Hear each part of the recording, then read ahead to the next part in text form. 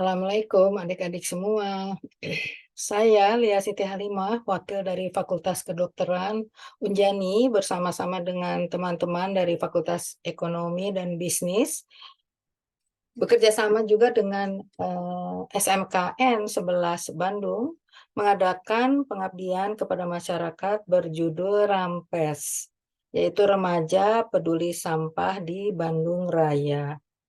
Tujuan dari kegiatan ini yaitu meningkatkan literasi dan keterampilan terkait pengelolaan sampah sebagai kepedulian lingkungan remaja di Kota Bandung. Literasi dalam hal ini adalah terkait dengan dampak sampah bagi kesehatan, kreativitas di bidang usaha dengan memanfaatkan sampah yang baik, dan keterampilan memilah sampah. Dengan harapan bisa membentuk remaja Kota Bandung yang lebih peduli pengelolaan sampah sehingga dapat mengatasi isu-isu lingkungan. Baik, pada kesempatan ini saya akan menyampaikan materi yang berjudul dampak sampah bagi kesehatan. Sebelum kita berdiskusi mengenai dampak sampah bagi kesehatan, ada baiknya adik-adik mengenal jenis-jenis sampah apa saja yang kita miliki. Ada 5 jenis sampah, ya. Nomor 1 adalah sampah organik. Sampah organik ini merupakan sampah yang sifatnya mudah terurai di alam, yang kita sebut juga sampah basah, ya, seperti sisa makanan, daun-daunan, atau ranting pohon. Kedua yaitu sampah anorganik. Nah, sampah organik ini terdiri dari sampah plastik, kaleng, keramik, pecah belah ya, botol-botol seperti itu. Kemudian ada sampah bahan berbahaya dan beracun, yaitu B3. Ada sampah kertas. Kemudian ada sampah residu. Apa itu sampah residu? Sampah residu adalah limbah yang berasal dari limbah popok, ya, popok bayi, pembalut wanita, buangan masker, dan sebagainya, ya. Dari 5 jenis sampah ini, mana yang paling berbahaya bagi kesehatan? Tentu saja sampah berbahaya dan beracun yaitu B3, ya. Karena ini dampak bagi kesehatan bisa mengakibatkan fatal dalam waktu yang sangat singkat. Itu yang disebut makanya yang paling berbahaya. Kemudian sampah apa yang memiliki dampak jangka panjang?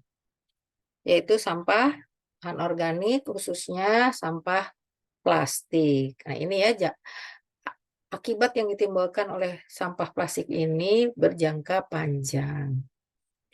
Nah, kemudian dampak membuang sampah yang sembarangan akan merusak pemandangan, ya, mendatangkan bau yang tidak sedap, mendatangkan banjir. Dari mulai banjir yang rendah sampai yang tinggi, mendatangkan berbagai penyakit dan dapat mencemari lingkungan. Tentu saja ini akan menimbulkan kondisi lingkungan yang sangat tidak nyaman, ya. Kemudian apa sih dampak sampah yang berserakan, tidak tertutup bagi kesehatan? Tentu saja akan menjadi sumber kuman, bakteri, serta virus penyebab penyakit seperti diare sampai ke gangguan pernapasan. Apabila kita hidup di lingkungan yang sangat kotor, penuh sampah yang berserakan, tentu saja akan mudah terkena penyakit, ya, diare, mudah pilek, ya, mudah batuk, mudah sakit perut. Nah, seperti itu ya. Kemudian penggunaan sampah plastik. Nah, ini ya. Tadi saya sudah sebutkan bahwa sampah plastik bisa berdampak jangka panjang. Yang terus-menerus dan berlebihan bisa mengakibatkan pencemaran air, tanah, udara, bahkan akan mengakibatkan banjir, mengacaukan proses rantai makanan dan pemanasan global atau perubahan iklim. Nah, 5 negara terbesar penyumbang sampah plastik di laut. Nah ini ya, sampah plastik di laut. Ternyata Indonesia nomor 2. Ya, Indonesia penyumbang sampah plastik terbesar kedua di dunia.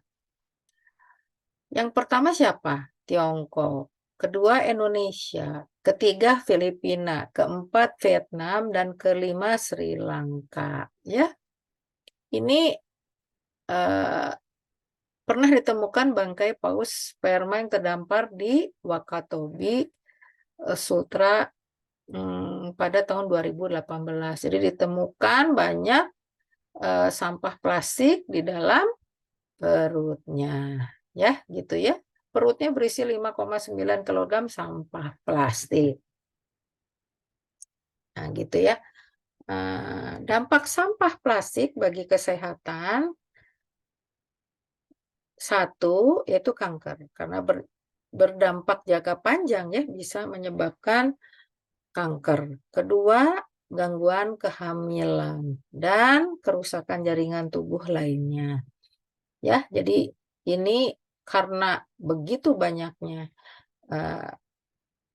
sampah plastik di laut, yaitu sekitar 8 juta ton per tahun, butuh puluhan sampai ratusan tahun untuk dapat terurai sempurna, sehingga dapat menyebabkan membunuh biota laut, mengancam 800 spesies laut, ikan, mamalia laut, burung laut ya.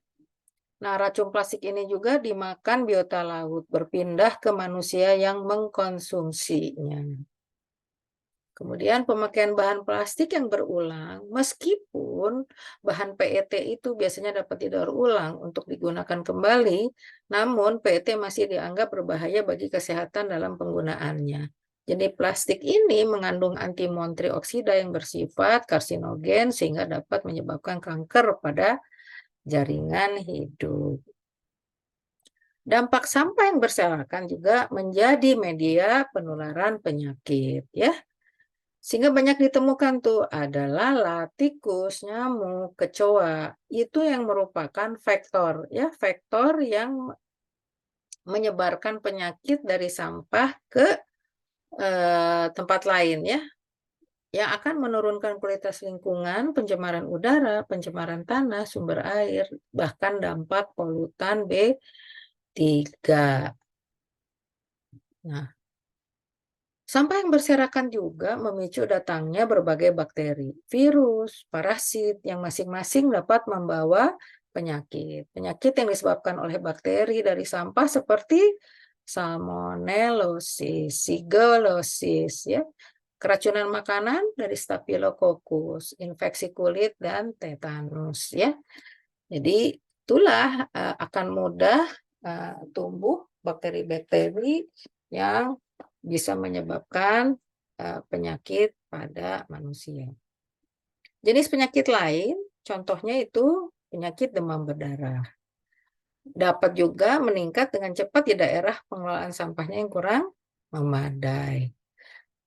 Kemudian ada penyakit jamur yang juga bisa menyebar ke kulit, ya. Penyakit yang dapat menyebar melalui rantai makanan. Nah, itu ya yang paling bahaya. Maka ikutilah beberapa cara untuk atasi sampah. Ya, ada yang penting yaitu bisa memisahkan sampah sesuai jenisnya. Tadi kita sudah belajar mengenai jenis-jenis sampah. Jadi dipisahkan tuh ada 5 macam ya. Tapi kalau kita lihat 4 jenis sampah ada sesuai dengan peruntukannya ya, tempat-tempat sampah.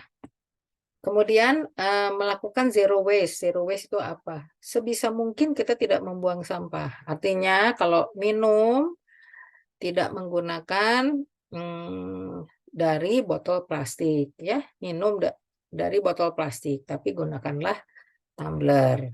Ya, kemudian membuat pupuk dari sampah organik. Nah, sampah organik itu memang bisa jadikan pupuk. Membersihkan tempat sampah setiap hari, kemudian melakukan daur ulang pada sampah anorganik. Nah, ini yang salah satu hal yang penting juga mengenali tempat sampah. Ya, jenis-jenis tempat sampah berwarna hijau untuk yang organik, yang kuning untuk anorganik, sedangkan yang merah untuk B3. Buang sampah sembarangan? No way ya. Lakukan penolakan bagi yang buang sampah sembarangan. Baik, demikian materi yang saya sampaikan mengenai dampak bagi kesehatan. Terima kasih. Wassalamualaikum warahmatullahi wabarakatuh.